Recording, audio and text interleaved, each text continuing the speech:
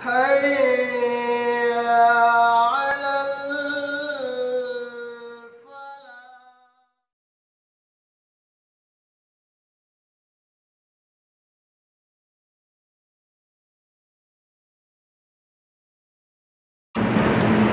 الحمد لله رب العالمين والصلاة والسلام على رسوله الكريم وبعد.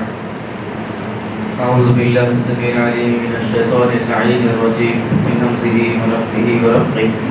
بسم الله الرحمن الرحيم.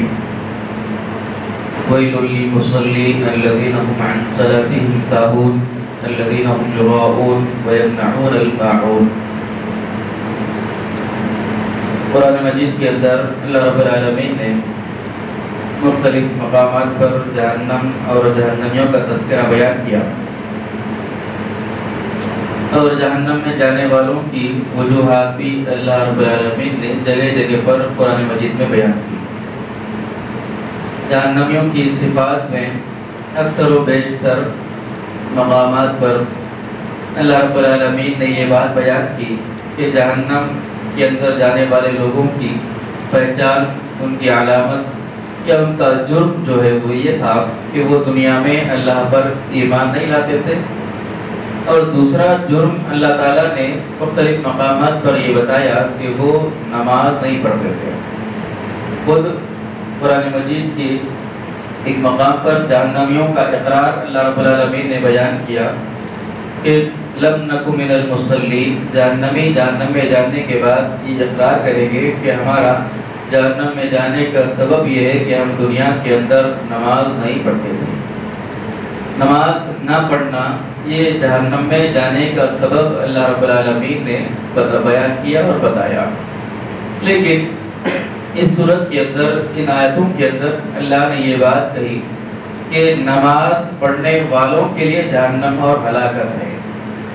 اللہ نے مختلف مقامات پر نماز نہ پڑھنے والوں کو جہنمی قرار دیا، لیکن اس آیت کے اندر اللہ نے کہا کہ نماز پڑھنے والوں کے لیے ہلاکت ہے، ویل ہے، جہنم کی ایک وادی ان لوگوں کے لیے ہے. لیکن اللہ نے آگے بیان کیا کہ کیسے نماز پڑھنے والے، ایسے نماز پڑھنے والے کہ جو اپنی نمازوں کے اندر سستی اور بے اعتنائی برتتے ہیں. اللہ رب العالمین نے کہا کہ آدمی نماز تو پڑھے گا، نماز تو پڑھتا ہے، لیکن اپنی نمازوں کے اندر سستی اور کاہلی سے کام لیتا ہے. سستی اور کاہلی کے کئی سارے معنی اور مفہوم نکالے جا سکتے ہیں. ایک اس کا سستی اور کاہلی کا مفہوم یا تساہل کا ایک مفہوم یہ ہے کہ آدمی بنا خشوع کے، بنا خضوع کے اپنے نمازوں کے اندر کھڑا ہو، یعنی اس کا جسم صرف اللہ کے سامنے ہو، اس کا قیام، اس کا رکوع، اس کے سجود صرف جسمانی طور پر اللہ کے سامنے ہو، لیکن وہ اپنے دل کے اعتبار سے، اپنے افکار کے اعتبار سے، یا پھر اپنی سوچ کے اعتبار سے، اپنے فکر کے اعتبار سے وہ اپنی نماز کے علاوہ دنیاوی معاملات میں گردش کرتا رہے، پھرتا رہے. تو یہ سستی اور کاہلی کی علامت اور پہچان ہے. اور ایسے نماز پڑھنے والوں کے لیے اللہ تعالیٰ نے ویل اور جہنم کی وادی کی بات اللہ رب العالمین نے کری.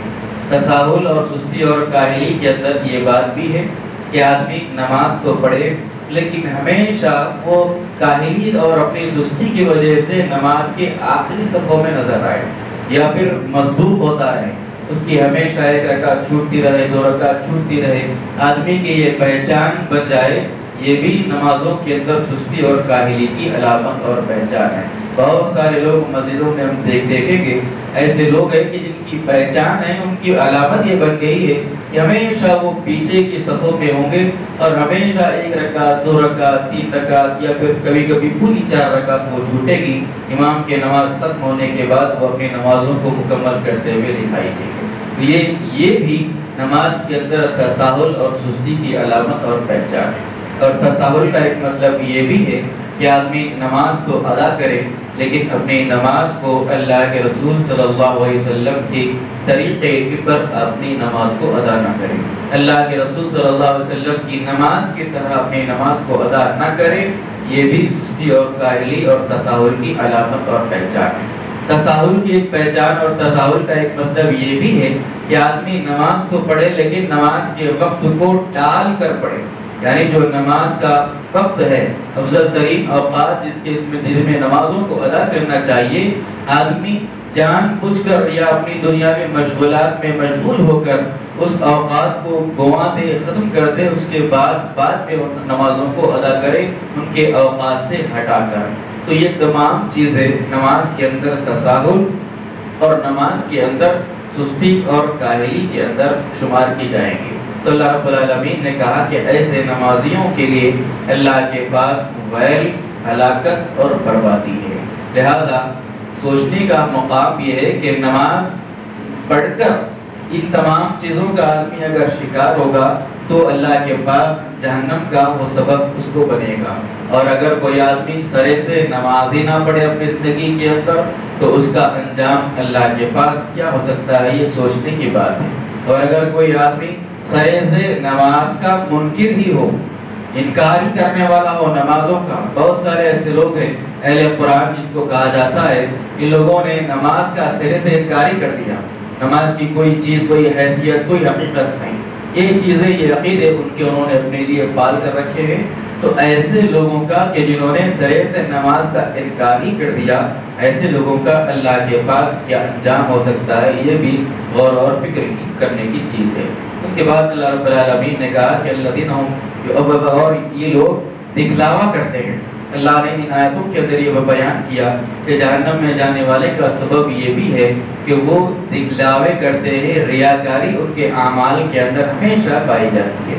ایک ایمان والے کو اللہ تعالیٰ اس بات سے آگاہ کرنا چاہتا ہے کہ ایک ایمان والے کے پاس دکھلاوا، ریاکاری کی کوئی چیز نہ ہو، نہ اپنے معاملات کے اندر ایمان والوں کو ریاکار ہونا چاہیے، نہ عقائد اور اعمال کے اندر، عبادتوں کے اندر آدمی کو ریاکاری کرنا چاہیے۔ ریاکاری کرنے والا کبھی ایک چیز کا، ایک آدمی کا یا ایک شخص کا کبھی وفادار نہیں ہوتا۔ تو یہ ریاکاری، دکھلاوا اور یہ ریاکاری، یہ تمام چیزیں انسان کو ہلاکت اور بربادی کی طرف لے کر جانے والی چیزیں ہیں۔ اور اگر آدمی عبادتوں کے اندر ریاکاری کرنے لگ جائے تو اللہ کے رسول صلی اللہ علیہ وسلم نے اس کو شرک اصغر کے ساتھ شمار کیا۔ وہ آدمی جو ریاکاری کرتے ہوئے نماز پڑھتا ہے، اللہ کے نبی نے کہا کہ اس نے شرک کیا۔ وہ آدمی جو ریاکاری کرتے ہوئے صدقہ دے گا، اللہ کے نبی نے کہا کہ اس نے شرک کیا۔ وہ آدمی جو ریاکاری کرتے ہوئے اللہ کی عبادتوں کو انجام دیتا ہے، اللہ کے نبی نے اس کو شرک سے تعبیر کیا۔ لہذا اپنی عبادتوں کے اندر اپنی نیتوں کو ایک اللہ وحدہ لا شریک کے لیے خالص کرنا، یہ بھی ایمان والوں کی کامیابی کے لیے ضروری ہے۔ اس کے بعد اس سورت کی آخری آیت میں اللہ رب العالمین نے کہا کہ وَيَمْنَعُونَ الْمَاعُونَ، جہنم میں جانے والوں کی ایک پہچان یہ بھی ہے کہ وہ اپنی دنیاوی زندگی کے اندر لوگوں کا آپس میں تعاون اور مدد نہیں کرتے، لوگوں کی آپس میں ایک دوسروں کی مدد نہیں کرتے۔ یعنی اللہ رب العالمین نے کہا کہ گھریلو استعمال کی چھوٹی چھوٹی چیزیں، معاون کا مطلب ہے گھریلو استعمال کی چھوٹی موٹی چیزیں، برتن ہے، گلاس ہے، لوٹا ہے، چمچہ ہے، ایسی معمولی چیزیں ہیں، یہ لوگ ان معمولی چیزوں کے ذریعے بھی آپس میں ایک دوسروں کی مدد نہیں کرتے۔ تو یہ بھی اللہ رب العالمین نے کہا کہ جہنم میں جانے والوں کی پہچان اور علامت ہے۔